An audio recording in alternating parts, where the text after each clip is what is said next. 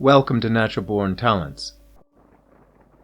Today's subject is about the violet aura, or the king's aura, or queen's aura.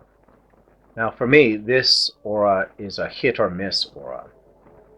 Sometimes they can be absolutely the most motivated, most interesting and fascinating people to listen to, and sometimes they can be the most corrupt.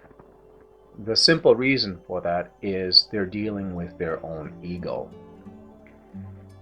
In other videos, I'll be talking about how ego really works, but in this case, the basic understanding of ego will be applied to those who are more interested in their self than they are of other people.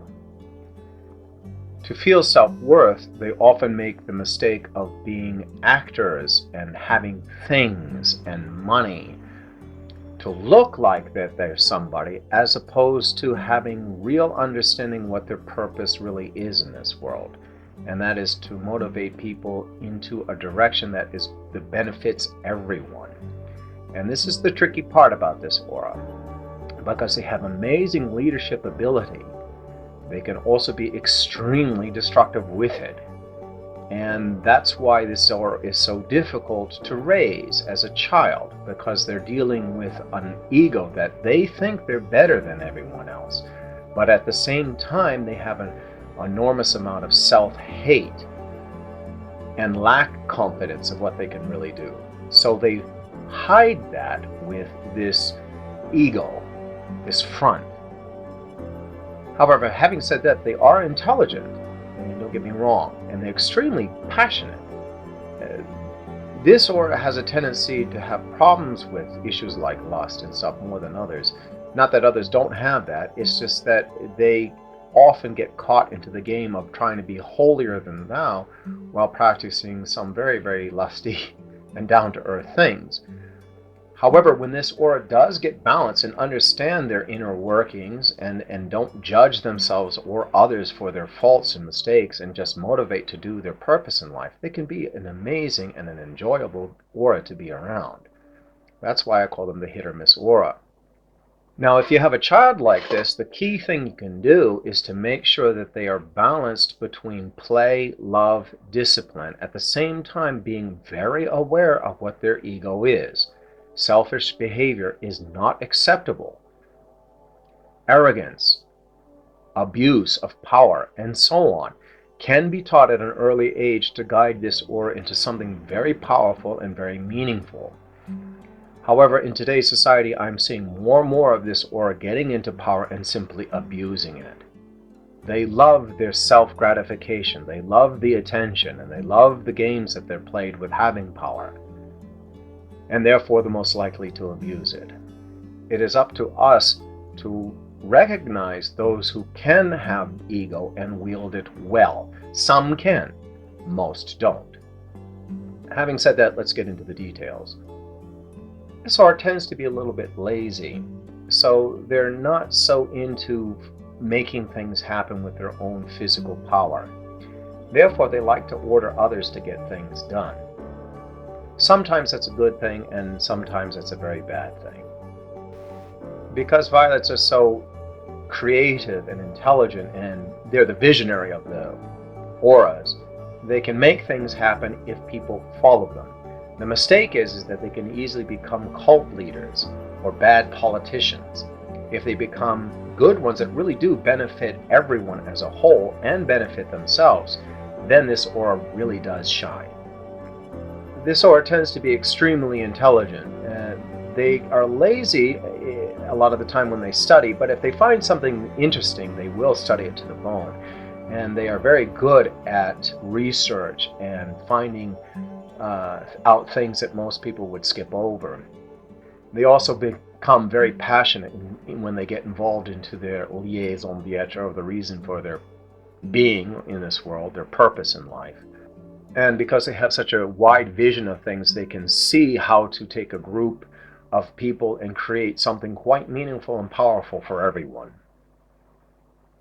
Because they like the mental stimulation, they like to theorize, they like to make considerations and everything about the universe and so on and so forth, and come up with new and creative ways of making things happen.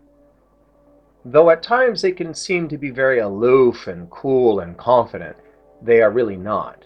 Inside, they are very, very, very emotional, very concerned on how others view them. In intimate relationships, they also very aware of how other people think and feel. And this is critical. If they develop this properly, they become great leaders. If they don't, they can be very manipulative. Again, this aura tends to be very possessive and jealous of others, especially of people that they're involved with. They won't allow others to get involved with their own, so they can come off to be very rigid and demanding at times.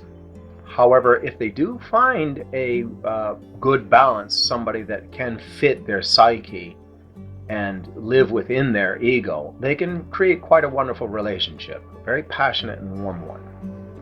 If not, they tend to be antisocial and become loners. This is not a sociable aura. Small talk and stuff like that do not appeal to this particular type. Most of the other auras in the spectrum of auras will find this a difficult aura to be around for long periods of time. Not all of them. Some of the physical auras do well. Some of the mental auras do well. Some of the emotional and even the spiritual ones do well. The key is if the partner of the violet aura is not an egotist themselves and they're willing and feel comfortable within the ego of the violet, the relationship can do quite well. Some mental auras who are very strong emotionally can do quite well. They can balance quite well. If not, it's a difficult relationship. It's, again, here too is a hit or miss. Now, why this aura is called the king or the queen's aura, because they have enormous, their leadership style is simply because their leadership style is a kind of holier than thou, autocratic, sometimes tyrannical way, which is pretty much out of step with most of today's society, but seems to be making a comeback. Though this aura tends to harbor a lot of guilt for their leadership style and their way of dealing with people, they often mask that with ego. And when they do this, they sort of insensitize themselves to other people's needs and feelings. And this is where the problem comes in, right here, is when they allow ego to lead their lives too much, they can become destructive as leaders. If not, and they remember their own passion and their own needs and apply it in sort of a vicarious way to others, and they can see that others have similar needs and they're not above them, they become great leaders. However, their ego being so powerful as it is on this world at this time, they can make lots of money, have huge businesses, be great spiritual leaders, can be wonderful politicians, or they can be the worst of politicians. Basically, this aura needs to find its true purpose in life without ego, or at least having control over their own ego. If they can see this and succeed at doing that, they can be one of the best people to work for. This aura has a tendency to feel like they have a mission from God in order to achieve their goals in life. And this is where the ego comes in again into play. In a sense, that is actually sort of true, because this particular aura has a great purpose and can have the power and the ego to motivate and create something that does well for society. It also gives this aura the holier than thou attitude, which is the mistake. What is okay for me is not okay for thee kind of attitude. However, when they do find their true purpose in life and not their ego's purpose in life, they can be very satisfied with what they do. They can be very motivating. They can be very, very at peace with themselves and the people around them.